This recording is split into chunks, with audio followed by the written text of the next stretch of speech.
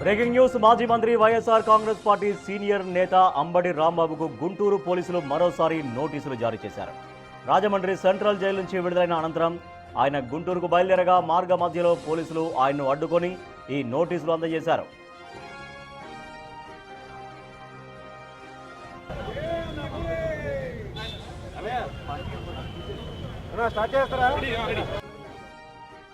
గుంటూరు జిల్లాలో ప్రస్తుతం సెక్షన్ 30 అమల్లో ఉన్నందున ఎటువంటి సభలకు, సమావేశాలకు, ర్యాలీలకు అనుమతి లేదని పోలీసులు స్పష్టం చేశారు.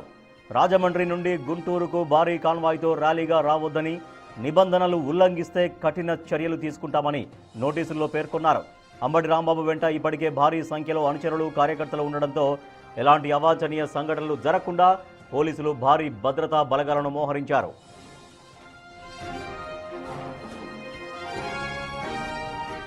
వివిధ కేసుల్లో రిమాండ్ పూర్తి చేసుకుని నిన్న సాయంత్రం రాజమండ్రి జైలు నుంచి విడుదలైన అంబటి రాంబాబు నేడు గుంటూరుకు రానున్నారు. అయితే శాంతి భద్రతల దృష్ట్యా పోలీసులు ఆయన పర్యటనపై ఆంక్షలు విధించడం రాజకీయంగా చర్చనీయాంశంగా మారింది.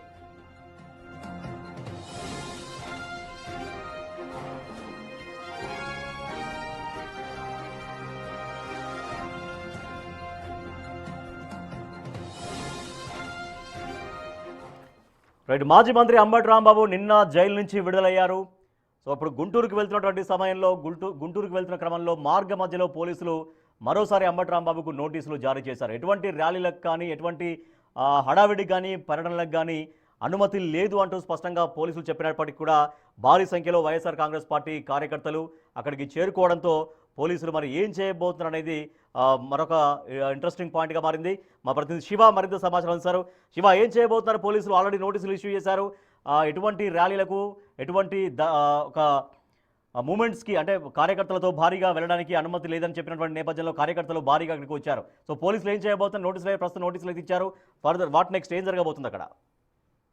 మొత్తమే చూసుకుంటే మాజీ మంత్రి అంబటి రాంబాబు నిన్న రాజమండ్రి జైలు నుంచి కూడా దాదాపుగా అన్ని కేసులు, ఆయనపై ఉన్న 50 కేసులకు సంబంధించి కూడా అన్ని కేసుల్లో, కొన్ని కేసుల్లో బెయిల్ మంజూరు కావడం, మరికొన్ని కేసులకు సంబంధించి పార్టీ 1A నోటీసులు ఇవ్వాలని చెప్పి ఆదేశాలు జారీ చేసిన నేపథ్యంలో నిన్న సాయంకాలం విడుదల ఆయన రాజమండ్రిలో ఉండి కొద్దిసేపు క్రితమే రాజమండ్రి నుంచి కూడా ఆయన భారీ ర్యాలీగా వైఎస్ఆర్సీపీ నేతలు, కార్యకర్తలతో ర్యాలీగా బయలుదేరారు. ఈ ర్యాలీ నేపథ్యంలో అంబటి రాంబాబుకి పోలీసులు నోటీసులు జారీ చేశారు. ఒకవైపు రాజమండ్రి పోలీసులు, మరొక వైపు గుంటూరు పోలీసులు నోటీసులు జారీ చేశారు. ప్రస్తుతం అసెంబ్లీ సమావేశాలు జరుగుతున్న నేపథ్యం కనిపిస్తుంది. అలాగే శాంతి భద్రత విఘాతంతో పాటు 144 సెక్షన్ 30 యాక్ట్ అమల్లో ఉన్న నేపథ్యంలో కూడా ర్యాలీకి ఎటువంటి అనుమతి లేదని చెప్పి నోటీసులో పేర్కొన్నారు. రాంబాబు మాత్రం గుంటూరు నుంచి ర్యాలీగా బయలుదేరుతున్న పరిస్థితి కనిపిస్తా ఉంది. ఈ నేపథ్యంలోనే రాజమండ్రిలో ఆయన ర్యాలీ ప్రారంభమైన నిమిషం వ్యవధిలోనే వెంటనే అడ్డుకున్న పరిస్థితి కనిపిస్తుంది.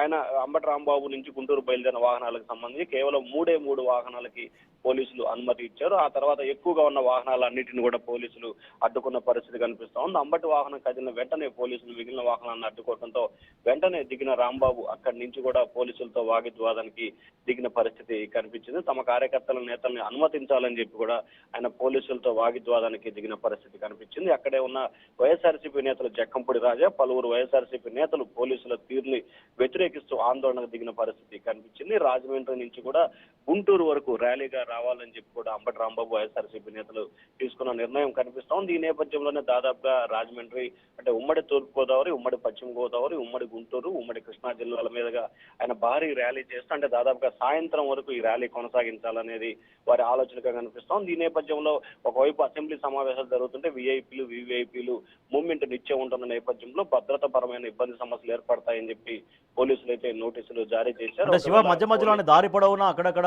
ఆగడం, ర్యాలీ మార్గంగా వెళ్తూ అక్కడ మాట్లాడడం, ఇటువంటి కార్యక్రమాలు ఏమైనా ఉన్నాయా వాళ్ళ ప్రోగ్రాంలో?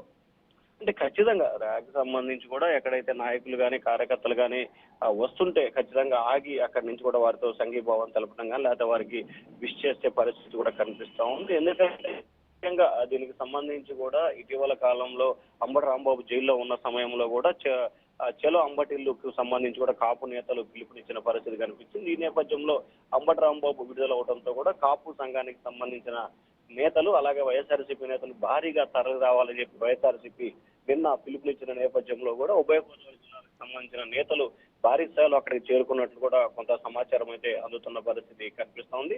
కానీ పోలీసులు మాత్రం ఎటువంటి అనుమతి లేదు, 3 వాహనాలకు సంబంధించి మాత్రమే అనుమతి ఉందని చెప్పి తేల్చి చెప్పిన పరిస్థితి కనిపిస్తా ఉంది. రాజేష్.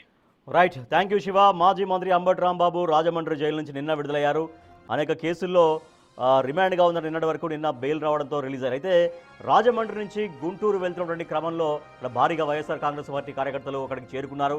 ర్యాలీగా బయలుదేరే ప్రయత్నం చేసినటువంటి అంబటి రాంబాబుకు మళ్ళీ పోలీసులు నోటీసులు ఇచ్చారు. ఎటువంటి అనుమతులు లేవు, సెక్షన్ 30 అమల్లో ఉన్నందున ఎటువంటి ర్యాలీలకు కానీ ఎటువంటి సభలకు కానీ చిన్న చిన్న మీటింగ్స్ కానీ అవకాశం లేదు అంటూ పోలీసులు నోటీసులో పేర్కొన్నారు. సో దీంతో మరోసారి అంబటి రాంబాబు పోలీసులతో వాగ్వాదానికి